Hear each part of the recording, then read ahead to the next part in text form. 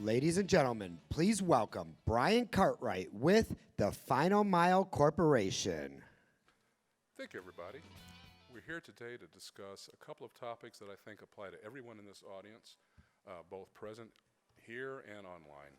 One, we're here to talk about packages that come to your door. I think everyone here has a package coming to their door. But let's talk about what really happens to make that package come to your door and what we can do to help make that happen. And when we do it right, what happens, and when we do it wrong, what happens. So when we do it right, a number of things can happen to help our communities and to help all of us. We do it wrong, the packages actually cost more, there's a lot of waste. So we're going to simulate, if you will, the waste part. We're going to start.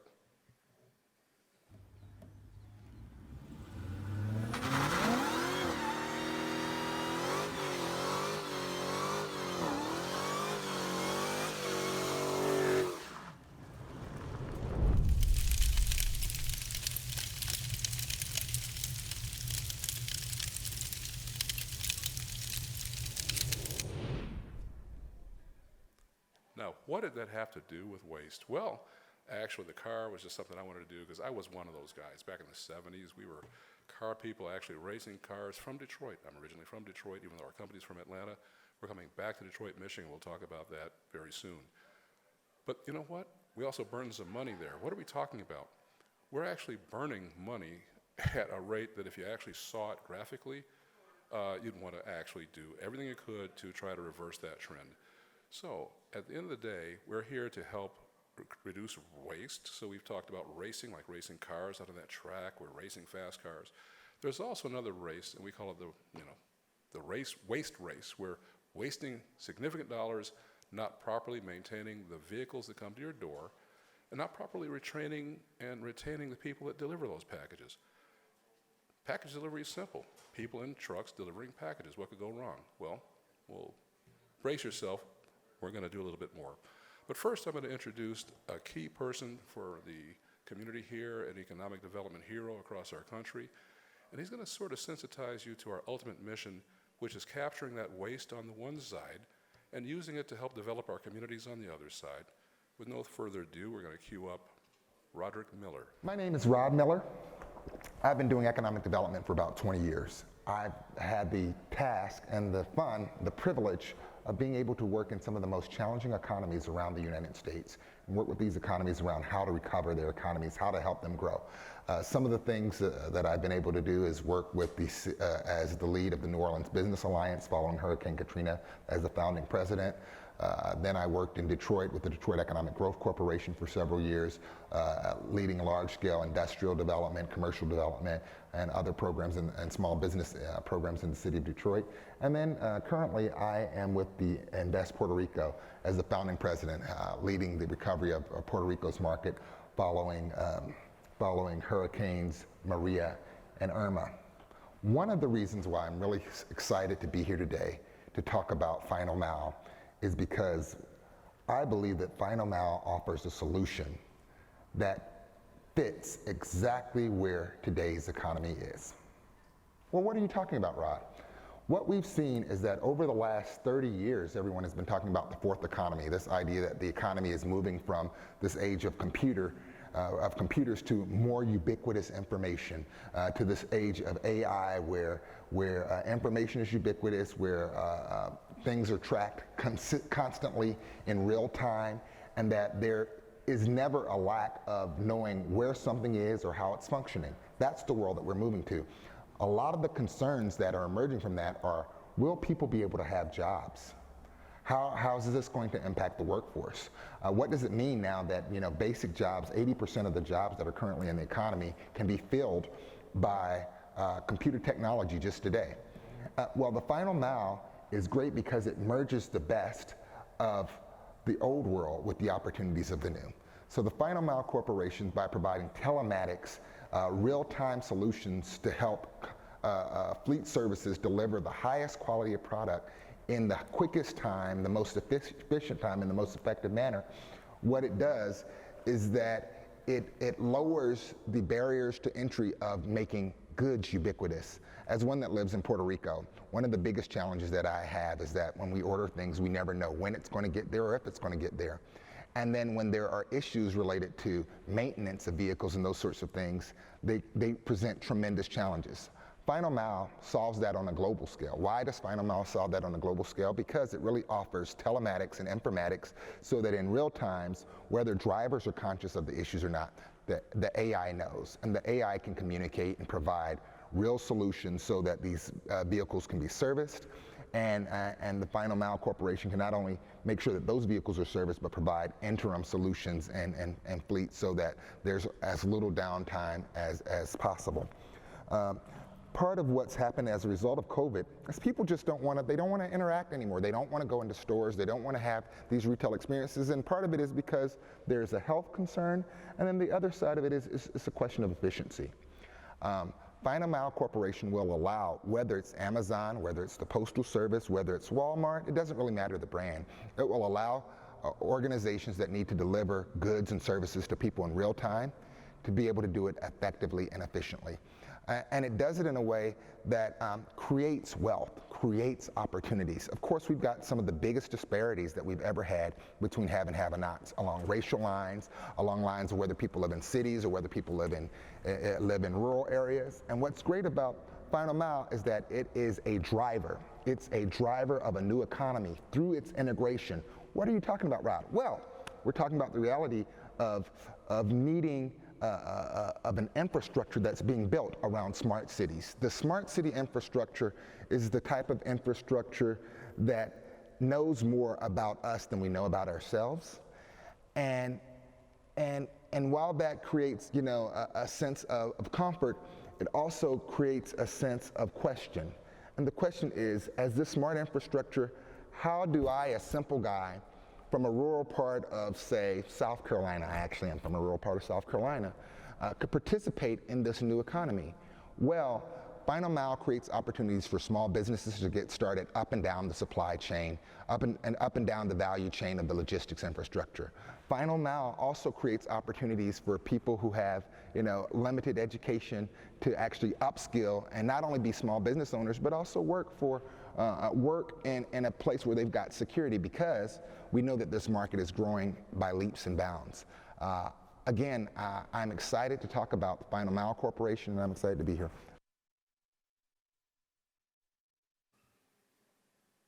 Those are some pretty bold statements. We're talking about transformations here. We're talking about taking communities like Pontiac, where we are right now, and receiving benefits from the, 1,200 people I think are being added right here to the Silver Dome, not too far from here. Our state fairgrounds is being transformed into something else across the country, and we'll talk about this a little bit further. We're seeing significant transformation of communities everywhere across America, just from Amazon alone, but then the Postal Service, other entities, FedEx, are also engaged in this process. But what is the common denominator? The cars, the vehicles. What's another common denominator? The independent operators who actually deliver to your door. By show of hands, does everyone here understand that the packages coming to your door from Amazon anyway are all delivered by independent parties that work with Amazon? Who knows that? Oh, okay, a significant number. That's probably why you're here.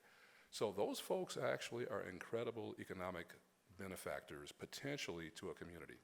Now, how do we capture this party that we're talking about here? We're going to talk about a couple. We're going to interview a couple, these owners. And how do we make those owners anchors, if you will, or leaders within their community? Well, we were involved with the operation of one of the original Amazon, what they call delivery service partners, DSP operations out of Atlanta. We were in 11 of these stations in 8 states. I was involved with having about 462 vehicles, just under 1,000 employees. And we were wrestling years ago with a number of the challenges that now thousands of others have wrestled with since we did. So we were somewhat pioneers, because we got these arrows in the back to prove it, of what it really takes to actually bring these packages to your door safely, efficiently, and profitably for us. And when we do it right, it's an awesome program that can transform communities. But when it's wrong, it's that waste we talked about earlier. So we've got sort of that waste race we've been fighting for years. Now, the interesting thing here is that we have a blend of technology, which is what my background is. I've been actually developing and building computers since the 70s, original hardware for a long time. But we're also talking about economic development. That's where we started off with Rod Miller. Well, where do those two come together? What we're going to talk about here today in the limited time that we have is how we've broken this out into business operations that work together. The Japanese kind of call it kiretsu, where a number of operations work kind of together to make one thing happen, and that's why they've been really effective in the auto industry, for example. So we're going to start talking about our nonstop truck service. Right outside the door, we have one of our tow trucks, and one of our trucks on there, we're going to show other simulations that we would have on the tow track. And right outside the door on the other side of the track is our track presence. Please come and visit us after. You see the two big nonstop trucks, and you see this big tent and a big video wall. Well, the wind blew like everything else out except that video wall. So it's like the one thing that was still standing out there after the weather. But it was there, and it was there for a purpose to help educate you all in terms of what we're doing.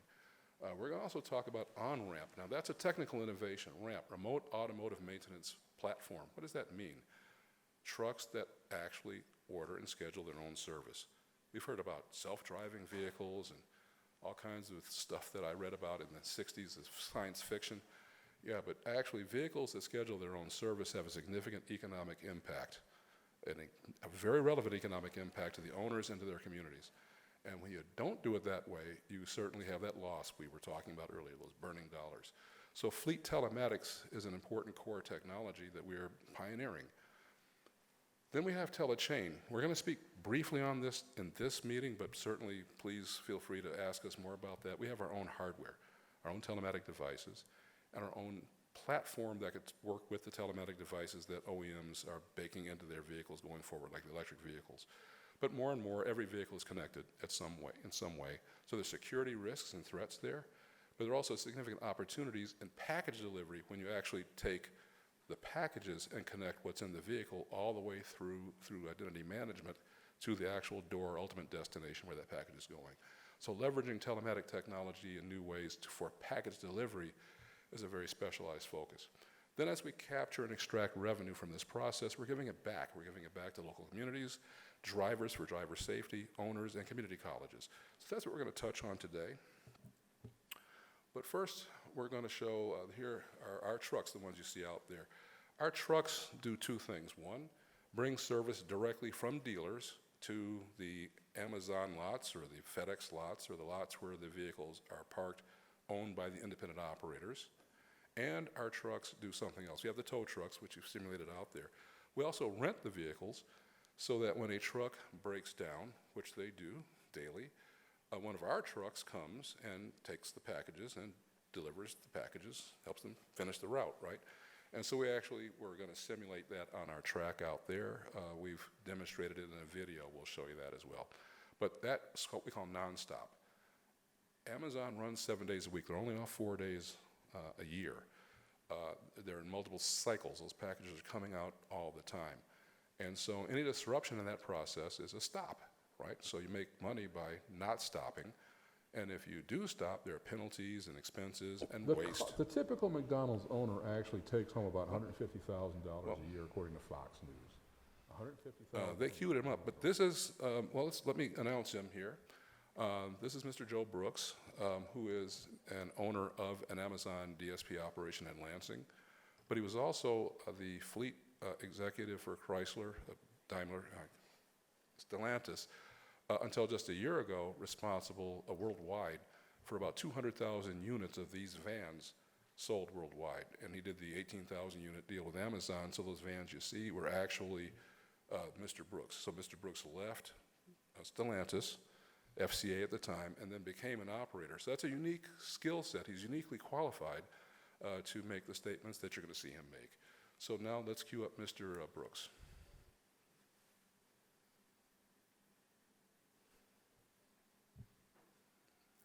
Well, while they're queuing up Mr. Brooks, here we The go. typical McDonald's owner actually takes home about $150,000 a year, according to Fox News. $150,000 from a McDonald's owner. What do you think the losses could be? What's at risk in the course of a year for an Amazon DSP?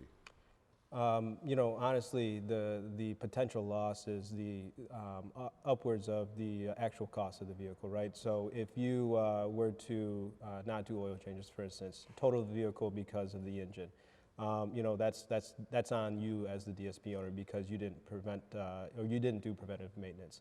For us, managing our fleet properly and doing all the preventative maintenance protocols that we do, we probably save ourselves upwards of 6 figures a year in potential costs that we're avoiding. Notwithstanding potential body damage, but that, any given day that can happen. But, based on our safety training, we try to reduce that as much as possible as well. So it's safe to say that a significant number of those 3,000 DSPs that are growing are incurring those losses out there. Absolutely. Oh my. So that's a lot of just wasted money because that's not benefiting anyone. It's just simply loss and waste. I personally know a few DSPs that, looking in the rear view mirror, had they known what they know now, they would have saved themselves tens of thousands of dollars in the last year. Well, that's important because if you start to quantify this, what we're saying is the typical DSP, and there are 3,000 of them in another year and a half, you'll have 5,000, and that's just Amazon, right? Take into the Postal Service, FedEx, and others, can actually lose more than a McDonald's owner actually earns in a year. Think about that. Then they open up a new station, and you'll see anywhere from 10 to 12 to 18 of these owners. Well, that's a significant amount of money just being wasted by each owner. Imagine if you had 15 new McDonald's open up in a small community somewhere. What would that mean, right? What potential do you have there? Well, how do you avoid the loss, but then how do you accelerate the gain? So our nonstop service is a factory dealer service. We connect these vehicles to the manufacturer directly. We pick them up, we bring them back, we tow them, and we do the rentals. Mechanical, body, on-site pickup, porter service, and they're coordinated in such a way that it's seamless for the owner. It's nonstop. So the benefits of this start to inure to everyone around that owner. Now, the owners have two problems, and we're going to get into them briefly. One is the vehicles, which you just heard about, but the other is the personnel. The average tenure of an Amazon driver and others is about 5 months. 5 months. That means for each vehicle you see, there are 2.5 people driving that over the course of the year. That's waste. That's cost, because you're losing the knowledge and the skill set of those drivers. But why are they quitting, right? Why are they leaving?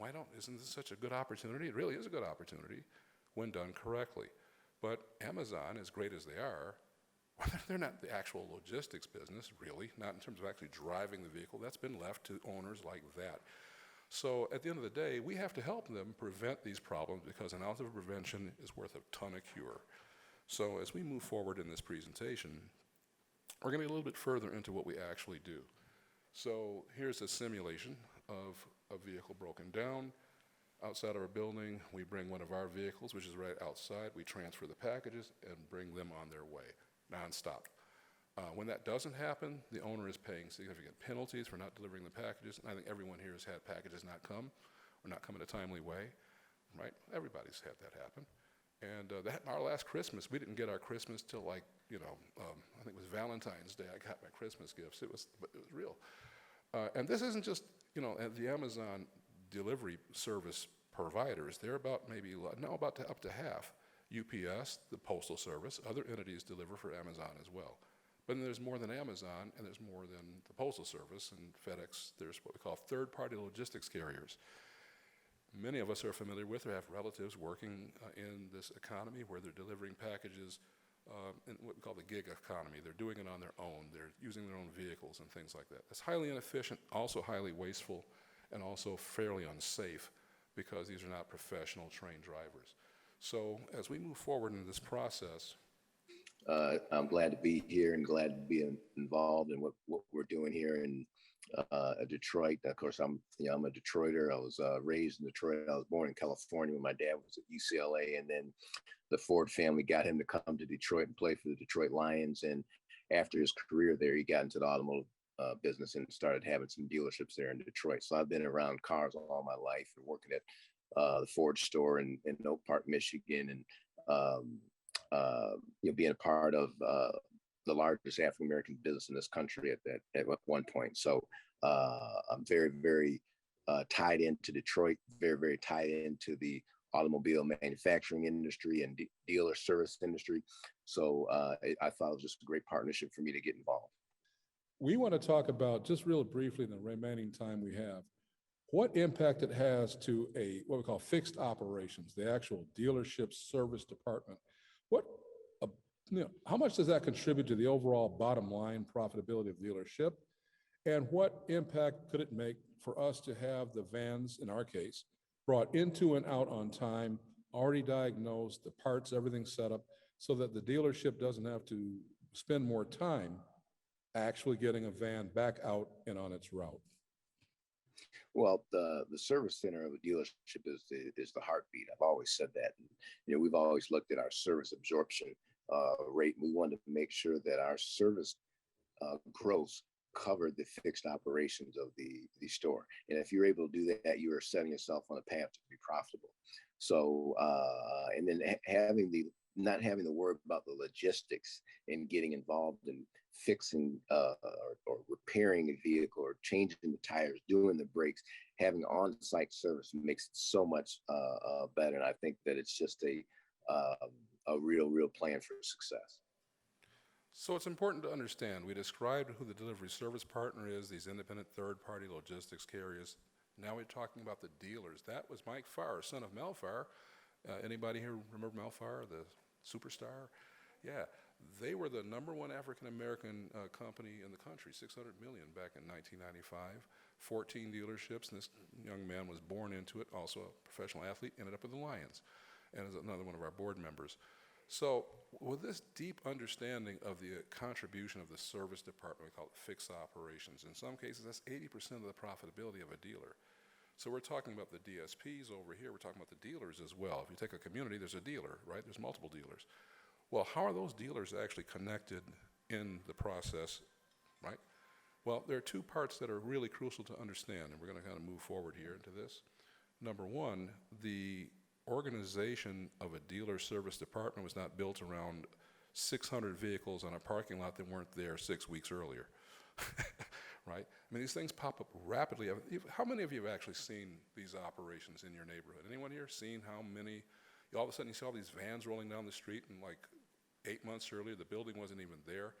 Right, so there was no real infrastructure in place to really support all those vehicles. But what we do is we go, like I said, on site with our vehicles, working through dealers, Dodge, Mercedes. Of course, we also, obviously, most importantly, have been working with establishing relationships with Chrysler, because they're the #1 vehicle that's been sold, and Rams, which we have out here. But also we're setting up for these electric vehicles that are coming out as well. There's significant investments that we've made and that have been made in our dealerships to support every inch of these vehicles, because these are not cars. They have unique parts issues, constrained parts issues, skill set issues.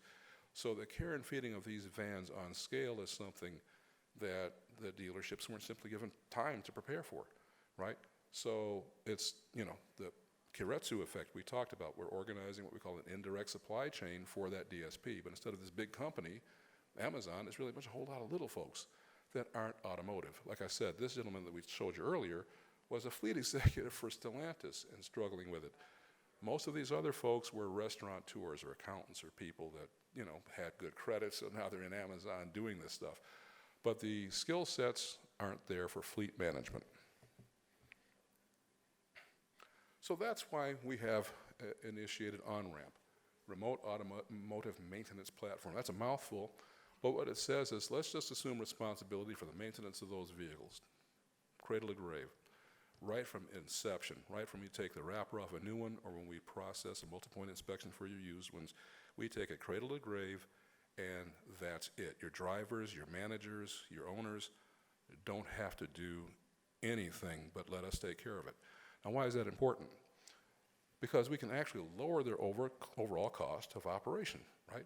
We have mathematical models that, like a clock on the wall, that actually show how much money you're running if you're nonstop, and you're either nonstop or you're not, right? Because we're taking into account other factors affecting the profitability of the operation, right? That's what we talked about that stuff earlier. So you see what I'm talking about? What we're seeing is kind of building on things. Predictive analytics is an important field. Everyone here understands that. We actually have technology that, based on the use of the vehicles, not just factory data from a Milford Test Ground, but how they're actually used in routes, in local conditions around the country, weather conditions, time of day issues, we can predict two things, pretty much when the vehicle needs service and also when the driver is going to mess up. And so the driver safety aspects are crucial, so the training of the drivers help that retention and cut those costs, but also we're able to dispatch the service in a more timely fashion with preventative maintenance on site, but also we have telematically controlled dispatch. In other words, when we see, and we can, what's really happening with that vehicle, we can automatically dispatch the porter to pick it up or the truck to go out and pick it up like you saw, or schedule on-site service to fix it where it is. Hands-off operation like automatic pilot. Now, if you think of a jet flying, the pilot's a highly trained person, but they're on automatic pilot most of the flight. The pilot's there in case something goes wrong, but actually telematics really fly that plane. Well, really, that's exactly how your service needs to be done on scale. And we're talking about hundreds of thousands, if not millions of these vehicles now coming into the marketplace and new technologies. You have to have something like this. So we do. Look, from an operations standpoint, vehicles come in a couple of different ways, right? If it's coming from overseas, it's coming to a port, wherever that vehicle's grounded at auction or what so have you. So once those vehicles are in, we're able to know about them. We're currently up in over 50 markets today. We have a very good, robust set of partnerships and relationships that allow us to be aware of that. From there, we work with them to understand who the title holder is going to be for that, right? Whether that's going to a DSP directly or to a dealership. And that's where the fundamental steps start to happen. We actually provide a 3D barcode that the DSP can then scan to immediately bring that vehicle up onto the platform so they can take the first key critical step, which was mentioned earlier by Mr. Brooks, which is getting that multi-point inspection. And that's really the key for them, right? Knowing what's going on with that vehicle. That's where it starts. Exactly, right up front and right away.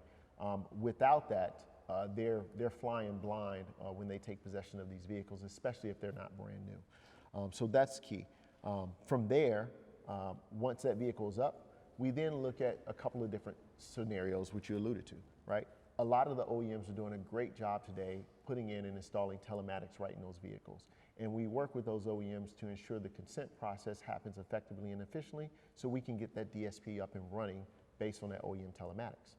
The ideal state is we actually assemble and configure our telematics devices here, which we can install in those vehicles at that DSP's choice, which allows them to have everything we talked about a moment ago. Vehicle management, having the dispatch management, having the identity management, and then having the security features. But we also understand that some DSPs acquire vehicles that already have a telematics device in them, and they don't want to go through the standpoint of ripping and replacing. Well, our platform is device agnostic, and it allows them to stand those vehicles up on those platforms as well. James Jones, our Chief Technical Officer. Now, it's important for us to understand as we kind of close this presentation out that we're doing a couple of things that are groundbreaking in terms of the hardware that he talked about, but also the method of distributing the money from the service that we also talked about. So look forward to us providing some announcements in the future about the way that we're going to allocate that revenue to drivers for driver safety, which we can monitor telematically, to the owners so we can help them develop and invest in their businesses and become more effective contributors to the local economy, and also community colleges, so that community colleges can address the number one problem these dealers have of training more technicians.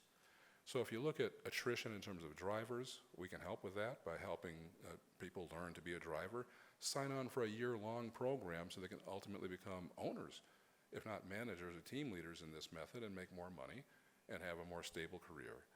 Also technicians, because that's the number one problem that the dealers have, especially when we transition to electric vehicles and vehicles requiring much more highly skilled technical. Today's mechanic isn't just turning wrenches, they're dealing with more electronic stuff. So at the end of the day, we're giving that money back to communities three ways. And we do believe that at the end of the day, the waste that you saw in the beginning, the burning money, will be mitigated. And the additional revenue that we can put into these communities will help each owner contribute value within their community. Finally, each driver, when they're getting this money, will be able to expend it with local businesses. So the idea is that in Highland Park, which is sort of right near the new State Fair facility, or plenty of parts of Pontiac that we all know that are right near the Silver Dome, we'll see in concentric circles positive economic impact, and we hope to become a catalyst for other major corporate entities. We think this is an institutional development model that other entities can contribute to. I won't name them, but we're talking to them. And instead of just giving folks money, we are actually simply contributing to the economy that was already there. So I thank everyone for being here. This is going to conclude our presentation at this time, but please feel free to ask us any questions here. We'll be posted up there in the corner, and we'll be here until Sunday at the Final Mile area trackside. Thank you, everyone, and be safe.